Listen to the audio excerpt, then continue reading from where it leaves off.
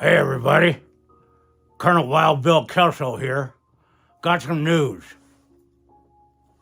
I just got reassigned. I've been patrolling up and down the coast of California, and I got reassigned by the old man to come up to the North Pole. As it turns out, I'm going to be flying position number 1 as fighter escort for the old man tonight. Apparently, Rudolph got involved in a hunting accident. Some schmoes from Arizona and Louisiana did a little bit of damage to Rudy, and so Santa called me up. He also asked me to do something for this thing called the shaving cadre. And, I don't know what the shaving cadre is, but when the old man tells you to jump, you ask how high. He would have normally done this himself, but he's busy over at the workshop with logistics. So I got something prepared that he wanted me to read to you guys and everything else. So I guess I should get in the theme of things. So let me get in the spirit. Lieutenant! Thank you, Lieutenant. I know. Wait a minute. Wait a minute. It, Wait a minute. is Rudolph? What is it, Lieutenant? What is it? Is Rudolph okay? I can't hear you. Is Rudolph okay? As far as I know, Rudy's okay.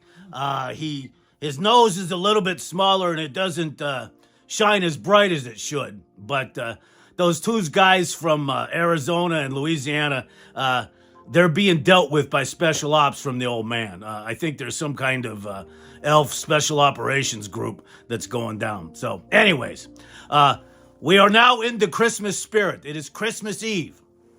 And the old man wanted me to read this to you guys, and hopefully you'll enjoy it.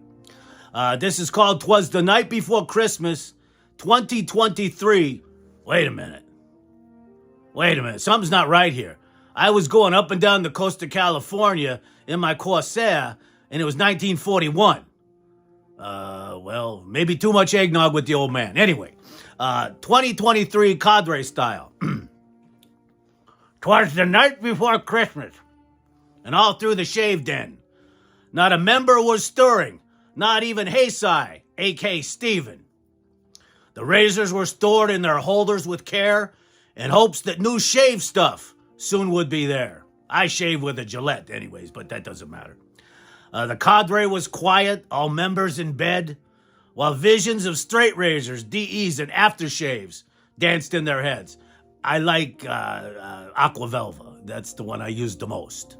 An avocado queen with her memoirs, and I with a Zycar. That's a cutter and a lighter, just in case, for the stogies. Had just settled down for a very nice cigar. And this is a nice cigar, a nice Maduro. An Oliva Maduro, no less. Hold on a minute. Nice. When outside the window there arose such a clatter, I sprang from my recliner to see what was the matter. When outside the window there arose such a clatter, I sprang from my recliner. Oh, I already said that, didn't I? Well, a little bit too much eggnog tonight. You know how it goes. I know I have to fly tonight, but I've always flown a little tipsy anyways. I mean, how did I get the name Wild Bill Kelso, right? Away to the door. Nope, I missed again. Oh, yeah. Away to the door. I flew like a flash. Tore open the screen, and damn it, that's going to cost me some cash. The moon on the breast of the desert saguaros. What the hell? I thought we were in the North Pole. Desert saguaros? Well, whatever. Gave the luster of sentinels as well to the cosmos that we'll be flying in tonight. When what to my wandering eyes should appear but a miniature sleigh and 8 really weird reindeer. Hold on, one more puff of the stogie.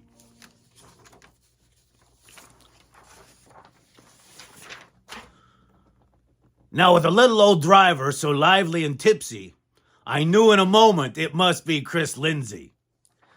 Now Dangerous Don, now Spider, now Lukey and Nurse Dave, on Greybeard, on Seavargo, on Fenster and Bavaria Blade. To the top of the stucco, to the top of the wall, now shave away, shave away, shave away all. So up to the chimney the shavers they flew, with a sleigh full of shave brushes and Chris Lindsay too.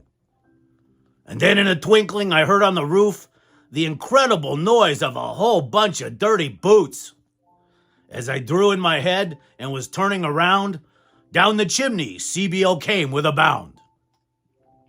He was dressed strangely in all dog fur from his head to his foot. His clothes were all tarnished with whiskey and reindeer poop. A bundle of shave gear he had flood on his back, and he looked like a peddler. You know, those New York guys that try to sell you a watch, with just opening his pack. His eyes how bloodshot, his beard so divine. His cheeks were mottled, and he smelt of wine. His droll little mouth was drawn up like a pucker, and he looked at me and say, "Hey, where do I put all the stuff, sucker?" The stump of his cigar he held tight in his teeth, and the smoke encircled his head like a wreath. He had a broad face, and he was rather short. And when he laughed, you could faintly smell barbecued pulled pork. A wink of his eye and a puff of his cigar soon gave me to know that I think he was here to steal my car. He spoke not a word, but went right to his work, and he filled all the soap containers and turned with a jerk. And laying his finger to the side of his nose and giving a nod, up the chimney he rose. He sprang to my Corvette and piled in his team, pressed the start button, and hauled ass in the car of his dreams. But I heard him explain, as he drove out of sight, "Happy Christmas, Cadre, and to all a good night." And on behalf of Sharon, myself, Chris Vargo, and Chris Lindsay, Chad Vargo, sorry. We want to wish everybody, all our members, your families, your friends, a very, very Merry Christmas and a Happy New Year. We probably don't say it enough, but we appreciate each and every one of you, and thank you for being members of the Shaving Cadre. Merry Christmas. Merry Christmas.